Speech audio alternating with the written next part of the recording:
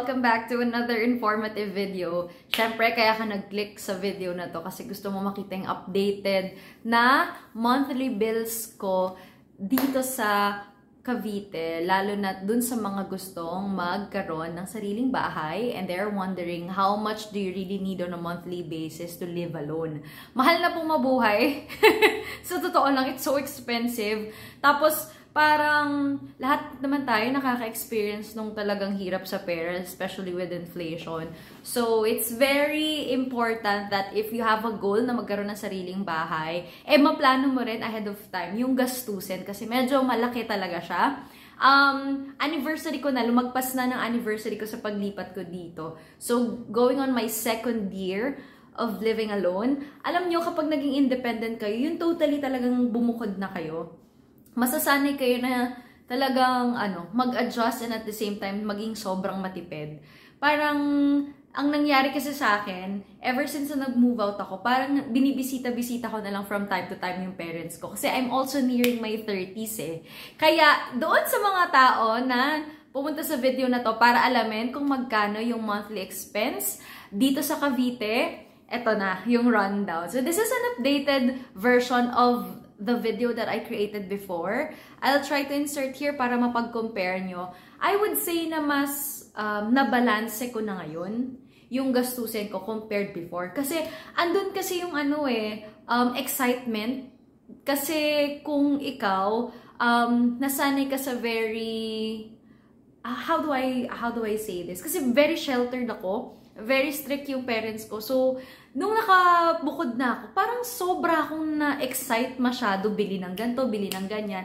So, for the past months and starting 2024, I would say na-neutralize ko na somehow yung budget ko for Cavite. Dito nga sa bahay ko. So, ito na yung rundown ng lahat ng expenses ko. I'll try to insert screenshots dito or dito somewhere or some info here nung mga proof nung mga bill transactions ko, yung mga payments ko.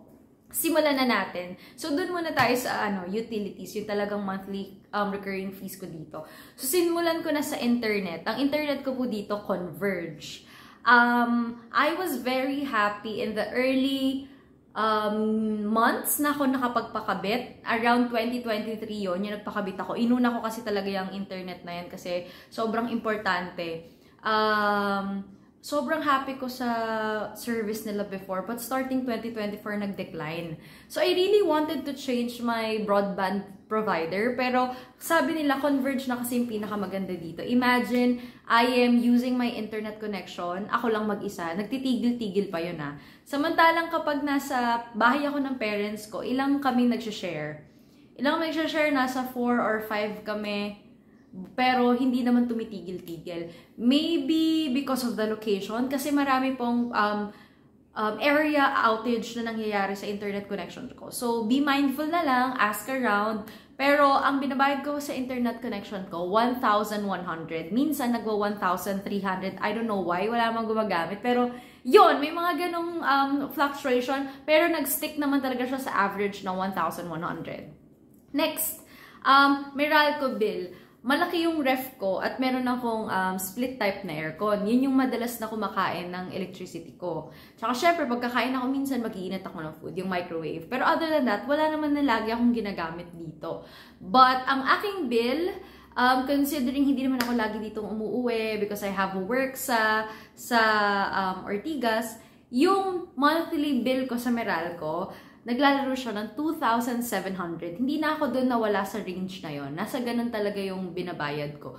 Tapos, yung 2,700 ko na yon, parang minsan bumababa siya to 2,300 kapag may time na hindi talaga ako nakakauwi. Pero on a weekly basis na pagpunta ko dito, thrice or 4 times a week, talagang nasa ganun na yung range ng bill ko. Third, yung water. Sa water, walang problema, no? Nasa 300, 280, 300 yung bill ko dito. So, yung 300 na yon kasama na rin dun yung parang share. Kasi, di ba sa homeowners, meron ding sinishare ka per household. So, nasa, kumbaga, consolidated na yung 300 pesos na yon for Manila Water.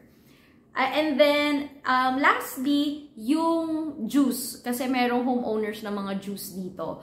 So, for the juice, ang binabayad ko is 865 pesos. Dito sa ano namin, sa subdivision, yun yung nakaset na monthly dues naming mga homeowners. 865 pesos. Tapos monthly mo rin siyang babayaran. Ngayon, there are times na last year, nalilimutan ko talaga yung bayaran, yung monthly dues. Pero na-realize ko, mas malaki yung tipid ko pag on time ako magbabayad. Kasi kadalasan ng ginagawa ko, nag-incurred na siya ng interest kasi every December ko binabayaran. Ngayon, lagi na akong updated at mas nakatulong siya dun sa pag-form ko ng habit na kailangan naman kasi talaga siyang bayaran. Sinususpend ko pa yung pagbayad ko. Pero ang nangyayari, mas tumalaki pa yung interest niya or napapatungan pa because of that. So, 865 yung binabayaran ko. Now, let's go to the groceries. Ito, ang pinakamahirap. Dati, pag mag-grocery ako, grabe splurge. May makita ako ng ganito, bili. Pag makita akong ganyan, ice cream, lahat na ng uri ng ice cream, bibilin ko.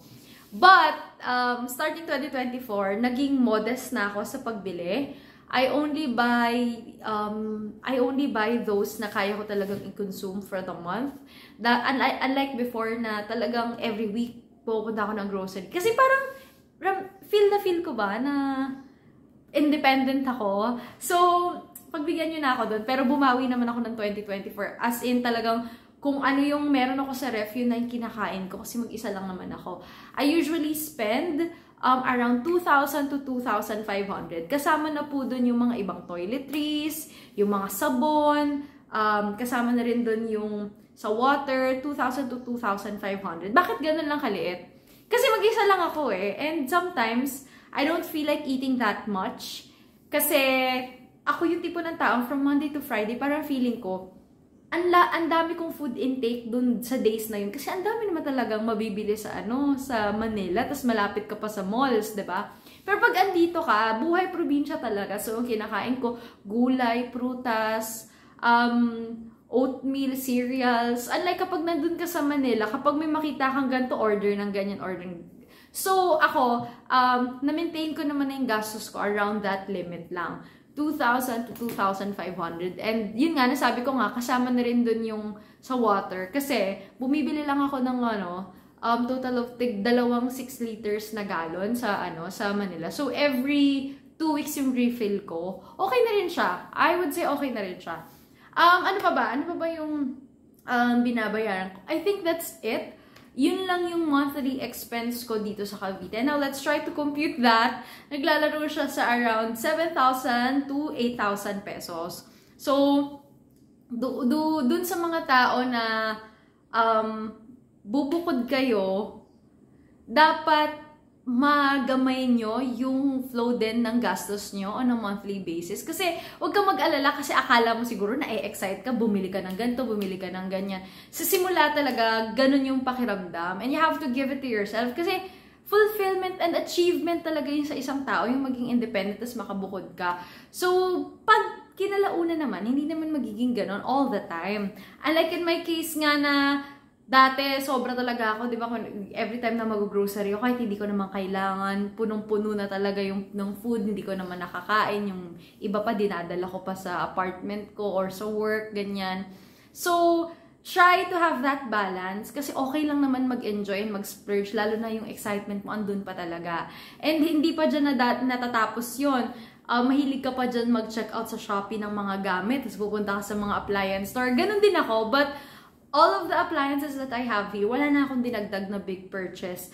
Unless lang talaga, meron akong need for it. Like lately, ngayon, parang I'm saving up kasi paparating yung 13th month pay namin. Nagbabudget ako for water dispenser, yung tea water dispenser, tapos yung compact na washing machine. That's around 1,500 for the washing machine. Let's try to insert ang cute dito. And then, yung mga isa kong water tea dispenser na coffee tea / tas water dispenser na gusto kong bilhin. That's around 4,000 pesos naman. Yun, yung mga ganon. Pero, yung mga basic na kailangan mong bilhin, kung meron ka naman na, I would suggest that you stick with it. Tapos, later on mo na lang pag-ipunan yung mga ibang gusto mo. Like, in my case, I can always hand wash my clothes if I want to or magpa-laundry.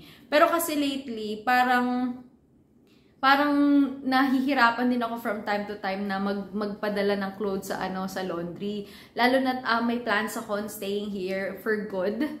So, sabi ko sa sarili ko, bili na ako ng washing machine na compact para just in case I want to hand wash my clothes, para yung iba pwede kong hand wash, yung iba ilalagay ko dun sa washer dryer. So, there are really good reviews naman online sa Shopee na mapapanood mo. But, to those people who are still starting out, it's all right to start small. Like, kahit na meron ka lang bed, tapos, pakonti-konti, ang lagi kasing importante kahit nag-apartment ako sa Cavite or dati nangangarap ako to have my own place. Ang pinaka-importante for me would always have to be microwave tsaka ref. Sa pagluluto kasi marami ka pong mabibili. Yung mga small cooker, I think nasa less than 250 pesos or 300 lang ata yung mga small cooker na dala ko. Pero for me, yung mga maliliit na ref, yung mga microwave, madami kang mabibiling mura. But really spend on good items para alam mo na rin na although you get to score good deals pero hanap ka na ng brand na okay, yung magtatagal para hindi ka rin bili ng bili. But in my case kasi kapag kunyari mga small things na lang hindi ko masyadong madalas gagamitin, I try to score really affordable items online. Pero yung mga talagang lagi kong gagamitin, microwave, ref, aircon, yun talagang I would suggest that you look for a brand na reliable na. Ano pa ba? In terms of food and sa pagluluto, I don't do takeouts. Pero before, malala yung pag-order ko dito. Pero, ang kanagandahan lang dito, before 7, dapat mag-place ka na ng order mo. Kasi kapag beyond that, wala na masyadong tatanggap. Kasi maaga nagsasara dito yung malls. Which is a good thing kasi forced ako magluto. So, yun lang. Good luck to those people na this year mag-move out. Good luck din dun sa mga tao na ma-turn over na yung bahay nila finally. It's a liberating experience to live by yourself.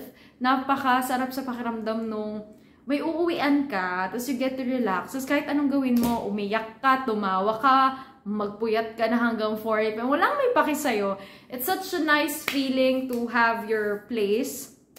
And ako happy ako. Although ngayon nandun ako sa phase na since na-neutralize ko na everything, nagamay ko na yung flow ng gastos ko dito, ano yung gusto ko, ano pa yung gusto kong idagdag sa bahay ko. Andun ako siguro sa phase na I'm just trying to live a happy life and less sa gastos na siguro kasi masyado ko nang napagbigyan yung sarili ko noong 2023 nung bagong lipat ako. Talagang kung ano-ano mga pinagbibili ko. And I also suggest that you guys try to buy your decor, yung mga kailangan yung mga toiletries, yung mga kailangan yung tissue, yung mga kailangan yung kitchen towel. It's best to buy all those stuff from Mr. DIY or Shopee. Sobrang makakasulit ka talaga. Anyway, yun lang. I'll be ending the vlog here. I hope you guys enjoyed the video. Good luck to all of you. Thank you for watching. Bye!